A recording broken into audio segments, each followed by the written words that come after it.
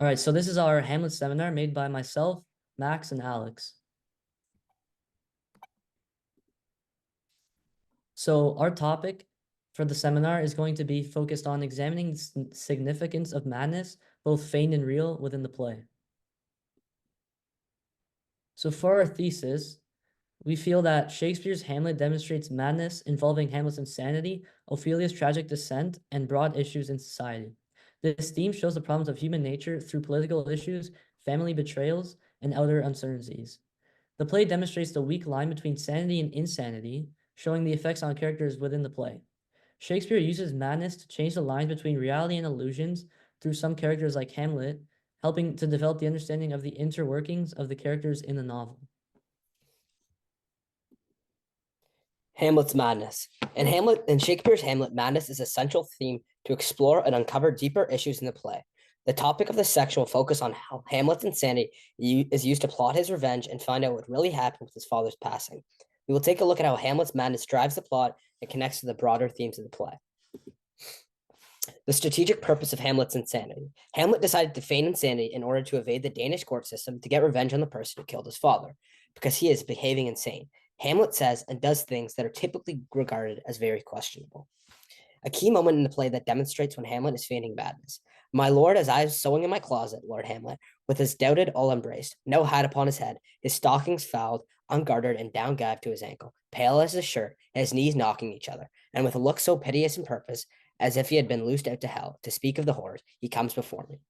This highlights As part of his act to persuade others of insanity, Hamlet dresses very scruffy and acts in a very unpredictable way. Throughout this well thought out strategy, Hamlet has the people wrapped around his finger and creates an atmosphere of confusion and uncertainty. With this, it becomes easier for him to manipulate his peers. This quote highlights Hamlet's deliberate insanity and how crucial it is to his pursuit of justice. Hamlet is very precise when maneuvering the court and pretending to be insane.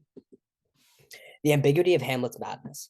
The ambiguity of Hamlet's insanity is one of the most important themes of the novel. At the start of the play, it is known that Hamlet's insanity is to get revenge on his father's killers. By the end, it is hard to tell if the difference between his manufactions. It's hard to tell the difference between his fake insanity and his emotional distress. Hamlet expresses his deep frustration with life in this quote. It's a very long quote. I have of late, but wherefore I know not, lost all my mirth, forgone all custom of exercises, and indeed, it goes so heavily with my disposition that this goodly frame, the earth seems to be a stale promontory. This excellent canopy, the air, look you, this brave o'erhearing firmament, this majestical roof fretted with golden fire, why it appeareth nothing to me but a foul and pestilent congregation of vapors. In this section, Hamlet states deep despair and disillusionment with the world. He says how the world has become, how it used to be beautiful, and now it's empty towards him. Hamlet is amazed at what humans are capable of and how much information they can absorb. Hamlet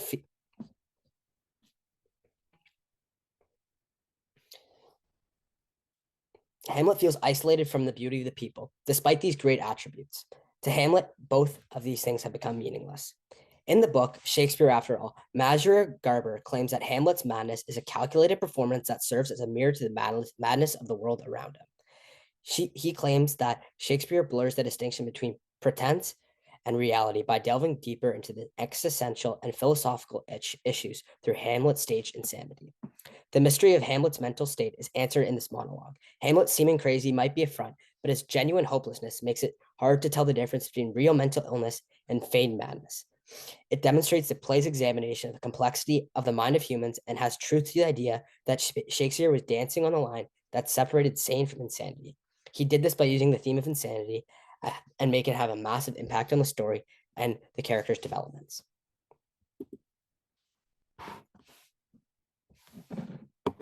Next, we're going to be talking about Ophelia's madness within the play. So firstly, madness with Ophelia's character development. So madness plays an incredibly significant role in the development of Ophelia's character throughout the play. A main source of Ophelia's madness throughout the play is caused by different men in her life, and their voices constantly being thrown around her, deciding what she should be doing and what she should not be doing. Ophelia confronts the different expectations that are given to her by people like Polonius, Laertes, and Hamlet. For Polonius, his expectation of Ophelia is to be the obedient daughter for him. For Laertes, his expectation is for Ophelia to be the chaste maiden, and Hamlet's expectation of Ophelia is to be his lover for life.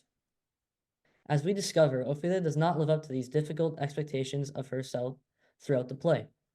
That is what leads to the downfall of her mental health, deeply spiraling into madness and eventually her death.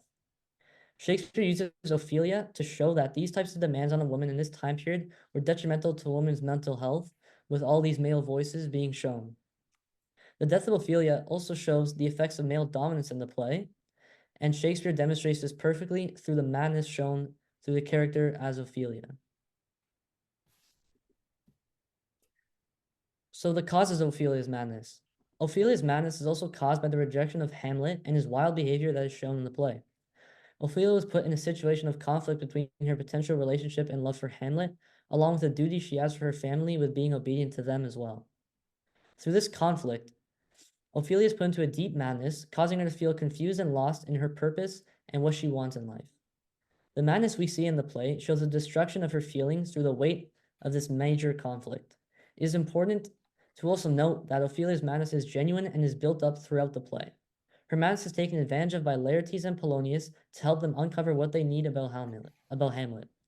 Ophelia's distress that drove her into complete despair and depression. And this was caused by the constant distress that was driving her into complete despair and depression. Through this demonstration, Shakespeare is clearly trying to show that Ophelia is a character struggling with this conflict of love versus loyalty, causing her to dive into an even deeper madness and the feeling of confusion that eventually led to her tragic end, as we know. So for proof of these points, first quote comes from Act 4, Scene 5, and it states, there's rosemary, that's remembrance. Pray, love, remember. And there is pansies, and that's for thoughts. Through this quote, it firstly shows Ophelia's weak state of mind throughout the play through the way she is speaking. The use of the flowers demonstrates her fragile mind caused by the madness and the memory of her relationship and love for Hamlet. The symbolism of the pansies and rosemary is also used to signify that she is losing her memory and is falling deeper into the pit of madness. The next quote comes from Act 3, Scene 1. Oh, what a noble mind is here o'erthrown. This quote demonstrates Ophelia witnessing the madness of Hamlet and shows how horrible it is for her to see Hamlet in this way. This also demonstrates the emotional roller coaster that Ophelia is being put on by the important men in her life that she looks up to, which brings her deeper into this pit of the mental madness.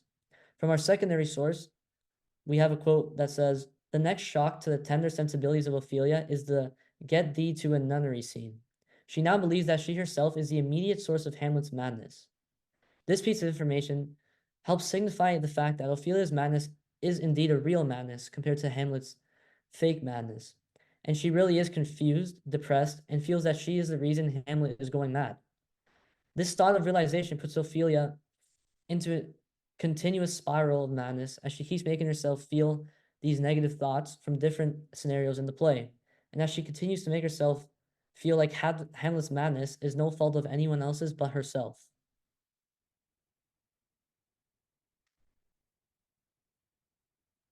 So next we're going to be talking about outer societal issues that come from the Danish court and the changes of political power in the Danish political area in regards to madness. So societal issues arising from the Danish court and the shift in political power in Denmark contribute to the madness theme in Hamlet. These growing societal issues are highlighted early in the play. When Marcellus sees the ghost of old Hamlet, he says something is rotten in the state of Denmark. Heaven will direct it, replies Horatio. This foreshadowing that something is corrupt in Denmark and that not only divine intervention can stop this. This quote has become iconic and synonymous even today to describe a corrupt and decaying environment, institution, or society.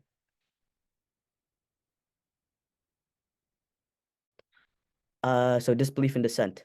The corrupt aspect of the Danish court, demonstrated by Claudius's ascent to the throne through regicide, creates an environment of distrust and moral decay throughout the play. This corruption directly affects Hamlet's outlook of the world, fueling his psychological struggles and a sense of moral duty to make things right. The time is out of joint. O cursed spite that ever I born to set it right. In this quote, Hamlet voices his anger and frustration on corruptions that surrounded him and his need to make things right. In this case, revenge on Uncle Claudius. There's a very noticeable struggle for power in the play, the primary one being between Hamlet and Claudius.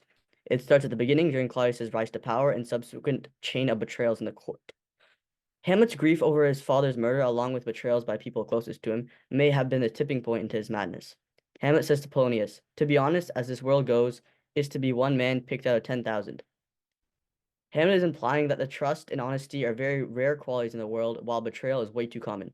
These external worldly pressures become catalysts for Hamlet's emotional turmoil and descent into madness. Overall, Hamlet's mental condition and descent into madness is very heavily impacted by the societal issue that the Danish court demonstrates. These external factors include the struggle for power, political corruption, and Hamlet's general moral decline. All lead eventually to Hamlet's ultimate tragedy.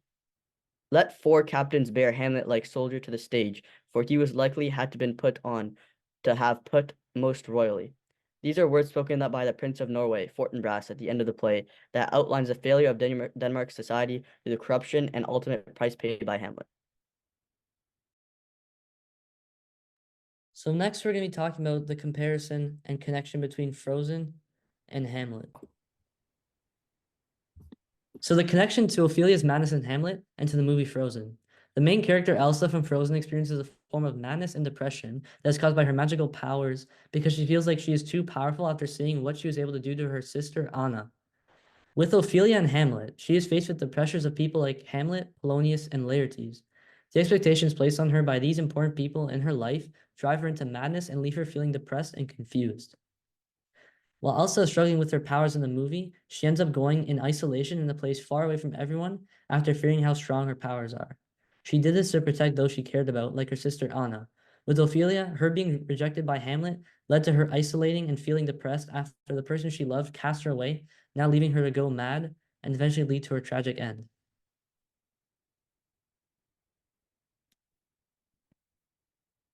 So the symbolism relating to madness within both pieces of work. In Frozen, Elsa's ice powers are used as a symbol to reflect her inner problems she is dealing with regarding her powers and the depression she feels after knowing how powerful she is. She's trying to hide herself and her powers from the rest of the world.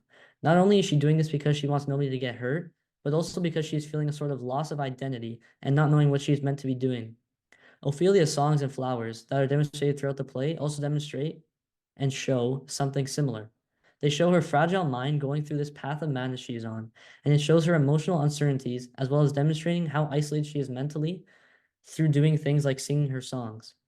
It is also important to recognize the significance of Shakespeare's demonstration of madness in the play. The play was written many years ago, but the fact that it is a theme that is heavily looked at today shows how ahead of his time Shakespeare was. He used madness to give a deeper lens to the character's feelings and show the problems with the world and how it can affect someone. The significant theme is why this play is so great, because Ophelia is really demonstrated through this interesting progression of her deterioration of her own character through her madness.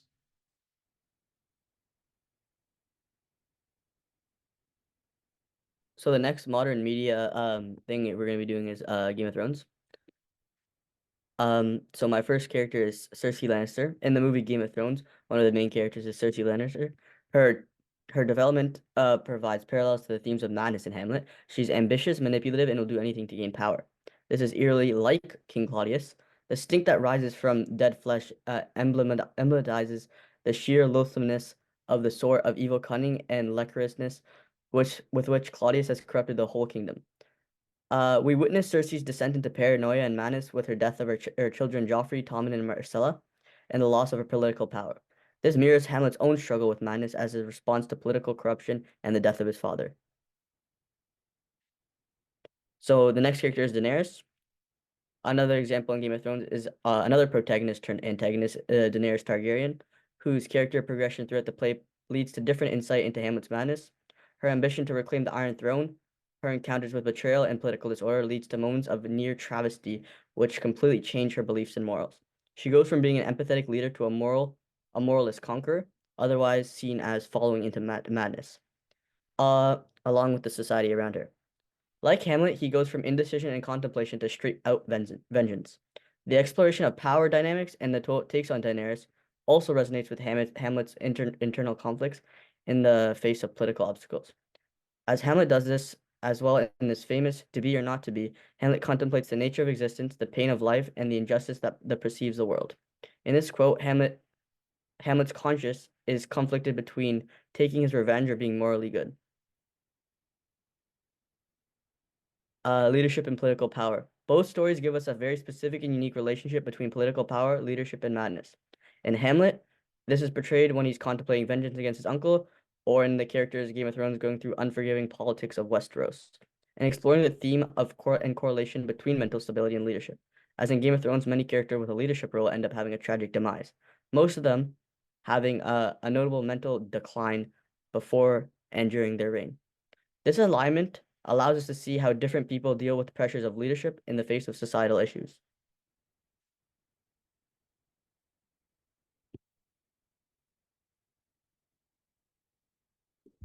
Breaking Bad and Hamlet. Shakespeare's Hamlet and its exploration of feigned madness is reoccurring in modern media, which provides a lot of parallels and connections. The most notable is Walter White in Breaking Bad. Good intentions. Walter White started off the show as a high school chemistry teacher. When he finds out he has terminal lung cancer, he starts a side business, motivated by fear of leaving his family in financial ruin because he doesn't make much money as a chemistry teacher. He starts cooking meth to try and secure his family's future. Hamlet is fueled by his need to avenge his late father. This is a deeply personal and morally driven goal. He's thrust into a world of deception and betrayal, and this pushes him to seek justice. Transformation. Hamlet feigns madness as a strategic disguise, allowing him to gather information and come up with a plan without people getting suspicious. Him acting insane becomes a protective shield for his true motives. Walter, he started off as a nice, kind, lighthearted chemistry teacher. Then after he's been in his meth business for a while, he turns into his alter ego, Heisenberg, in which he's the head cook for a meth empire and a cold-hearted killer. He loves his new persona and freely operates it within the criminal world. He really endorses it. Say my name.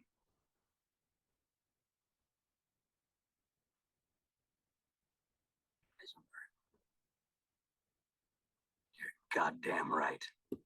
That just shows how confident he was in himself at the end of his peak, and he'd already been at the top of the drug empire for a while. That's at the end of his transformation. Manipulation and control. Throughout the novel, Hamlet uses his madness as a way to manipulate his peers. This creates confusion and misdirection in the play. He skillfully maneuvers the court, influences events and people to suit his agenda.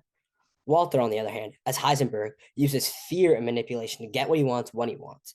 This strategic thinking and confidence in his action allows him to gain control over the drug scene in southwestern USA. This is my confession. If you're watching this tape, I'm probably dead. Murdered by my brother-in-law, Hank Schrader.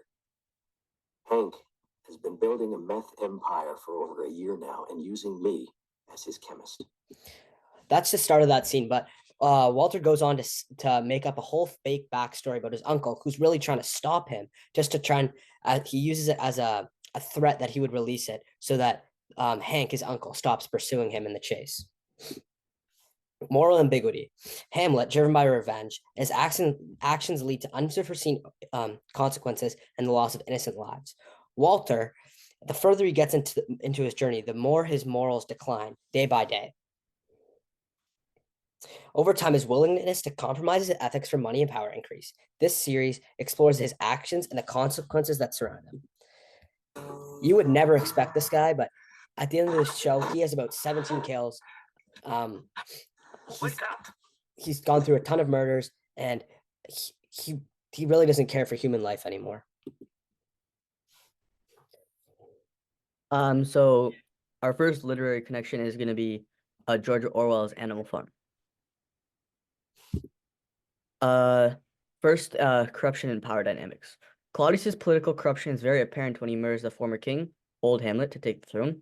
His actions contribute to the overarching theme of chaos and deception, as he uses his power in an unexemplarily way. For example, sending Hamlet's school friends Rosencrantz and Guildenstern to spy on him or his marriage, to feign support and stability of Denmark. In Animal Farm, we can see some parallels. The similarities start when animals rebel against the humans. When that happens, the pigs assume control. They betray the other animals' trust by aligning them with the humans and adopting their traits.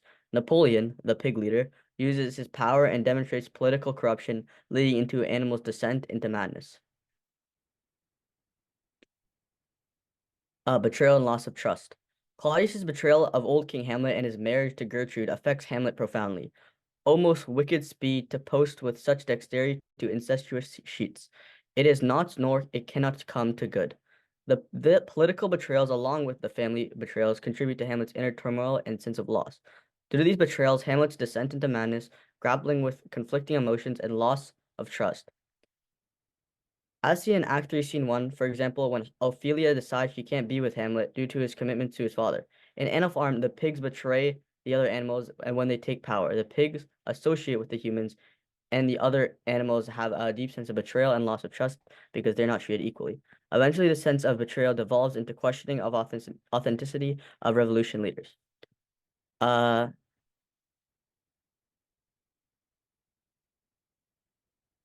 The manipulation of language. When Claudius comes to power, he uses manipulative language to deceive the court and keep his power. His speech masks his true intent, contributing to the political intrigue, as his speech in Act 1, Scene 2, where he addresses the court after the king's death. He downplays his role in the event, presenting himself as a mournful, wise leader, distracting everyone from the precarious circumstances, as seen on this quote on screen. In Animal Farm, the pig uses men to justify their wrongful actions. The change of commandment in the slogan reflects the pig's changing beliefs. For example, the original quote, 4 legs good, 2 legs bad, changed to 4 legs good, 2 legs better. Due to the pigs beginning walking bipedally, this all leads to the animal's awareness of the pig's manipulation, fostering a sense of madness amongst the community.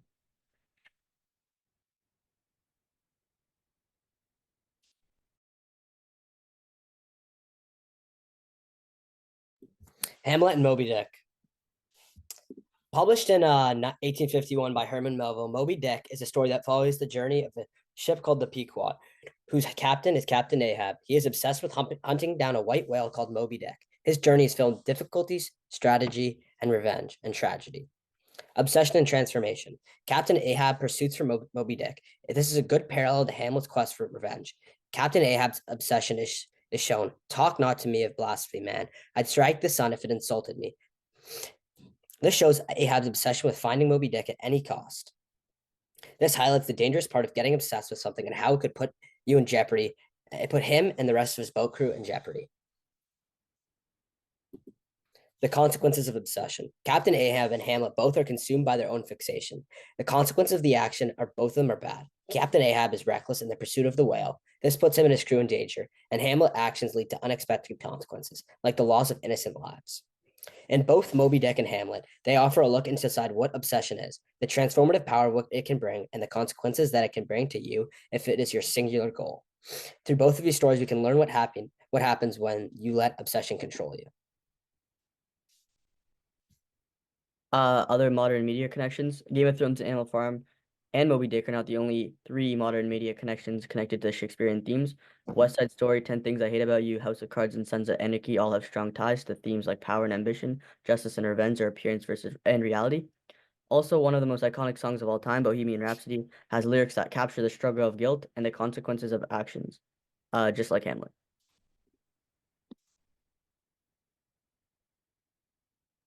So, in conclusion, the play Hamlet explores a very intricate theme of madness, unraveling the complexities of what it means to be human by looking through the lens of political corruption, betrayals, and uncertainties of the external world through the view of madness.